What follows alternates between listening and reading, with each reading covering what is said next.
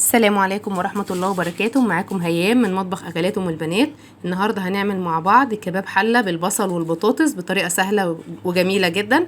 معايا كيلو بصل فرماه في الكبة، ومعايا نص كيلو لحمة، معلقتين كبار سمنة، والبهارات بتاعتي ملح وفلفل اسود وورق لورا وحبهان وعود قرفة صغير.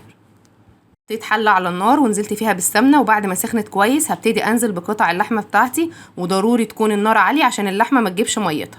نزلت بقطع اللحمه كلها، هبتدي انزل بورق اللورا والحبهان والفلفل الاسود وعود القرفه الصغير، وابتدي اشوح اللحمه كويس جدا. احنا عارفين ان احنا مش هنحط الملح في اول التسويه خالص، لان ده بيأخر من التسويه بتاعتها. الملح هيبقى في الاخر خالص. بعد ما شوحتها كويس وصلت للكرمله اللي انتوا شايفينها معايا ديت، توصل للون دوت علشان تاخدي منها طعم مميز جدا. ودلوقتي هنزل بالبصل اللي انا فرماه كويس.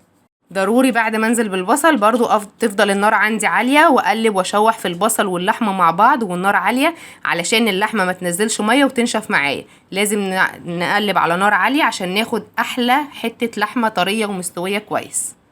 هسيبها 5 دقايق مع البصل على النار وهي عالية. هغطيها بس واسيبها لحد ما البصل يبتدي يدبل شوية ونكمل مع بعض.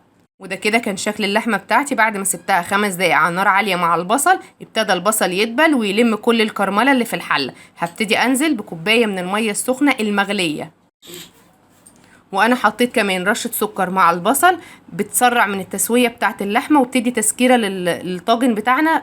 بجد بتبقى تحفة في منتهى الجمال. وده كده شكل اللحمة بتاعتي بعد ما عدى عليها تلت ساعة وانا مهدية عليها النار وسايباها تستوي براحتها خالص. هزودها نص كوباية مية كمان عشان تكمل تسويتها. وبرضو زي ما اتفقنا في المرحلة دي النار بتبقى هادية علشان اللحمة تستوي براحتها وتدوب معايا. حطيت لها كمان قرن فلفل سبايسي، ده اختياري براحتك جدا بس هيديها طعم حلو قوي. كده شكل اللحمة بتاعتي بعد ما عدى عليها ساعة شربت كل المية بتاعتها وبقت بالمنظر الجميل ده. سبت اللحمة كمان حوالي تلت ساعة، وده كده بقى شكلها. البصل الكرمل وداب جدا واللحمة بقت مستوية 100%. بس معلقتين ميه لميت بيها الجوانب بتاعه الحله واي صوص واي كرمله فيها علشان ده هيفرق في طعم الطاجن في النهايه. هبتدي دلوقتي انزل ببطاطس مكعبات، الكميه اللي انت تحبيها. انا مقطعاها مكعبات ومحمراها، وهنزل بيها على اللحمه وهديها تقلبتين ونظبط الملح بتاعها ونسيبها 10 دقايق على نار هاديه لحد ما تاخد من طعم بعض. وده كده شكل الحله بتاعتنا، شكل البطاطس واللحمه بعد ما استووا بينا نغرفهم مع بعض. ده كده الشكل النهائي للطاجن بتاعنا النهارده. اللحمه مستويه، البطاطس مستويه، شايفين الكرمله بتاعه البصل. بجد الطاجن تحفه ويجنن. اتمنى ان انتوا تجربوه. انا قدمته مع رز ابيض وبتنجان مخلل، ممكن تقدميه مع عيش براحتك خالص اللي انت تحبيه.